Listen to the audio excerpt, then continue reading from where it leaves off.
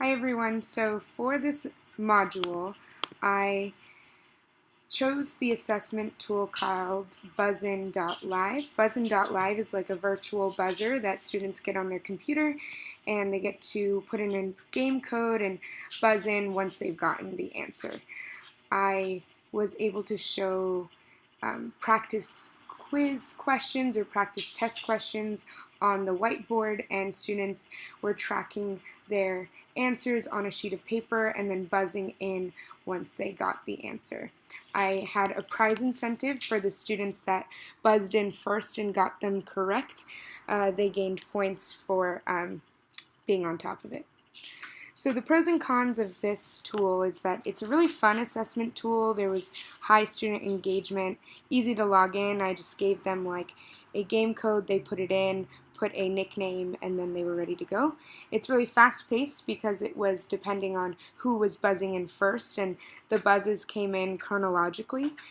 I asked a variety of questions. I wasn't limited to anything because as I had this digital assessment tool going, on my smartboard or on my projector was able to show them a variety of different questions. I had a point system, which was fun. Students who usually buzzed in first because they were going really fast made a lot of mistakes. So it was cool to see like the second or third person buzz in, get those right answers and correct the misconceptions of the students who buzzed in really quickly. The cons were it doesn't show student thinking. They just have to buzz in, and that's why I had the supplemental worksheet on the side where they were tracking their answers. If you do not turn off if you don't turn on the mute button or turn off the noise button, it does have a really annoying buzzer sound. So I realized that with my first class and then made them all mute it and then was prepared for my second class. Another con is it forces students to sometimes rush their thinking. Data that was collected, it was collected mainly in two ways. Students were tracking their thinking on a piece of paper, so that wasn't super technological, but maybe I can improve that next time. The rule was that you and your partner could not buzz in until you had your answer completed on the worksheet or on the sheet of paper. I really wanted to track student thinking and what misconceptions they were getting.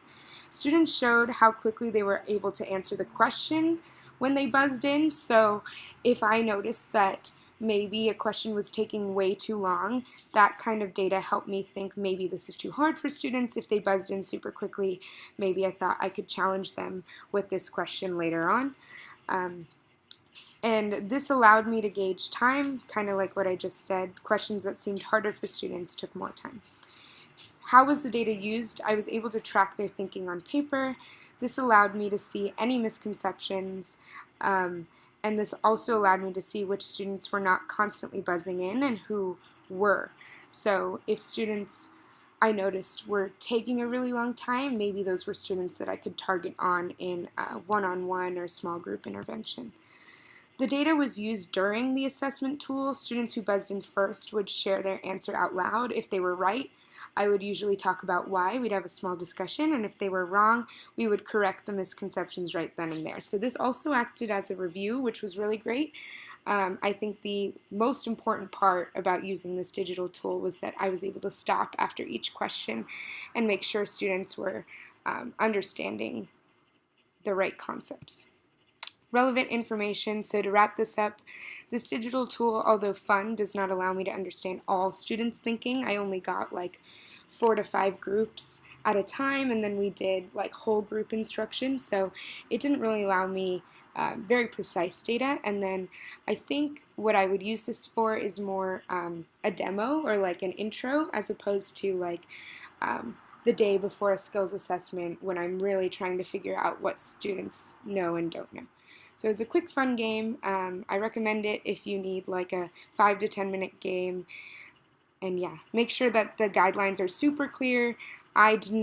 People who buzzed in first and their answers on their paper were not completed got a -1 point. So I really wanted them to make sure that they were writing down their answers completely, and then the group with the most amount of points got a fun prize.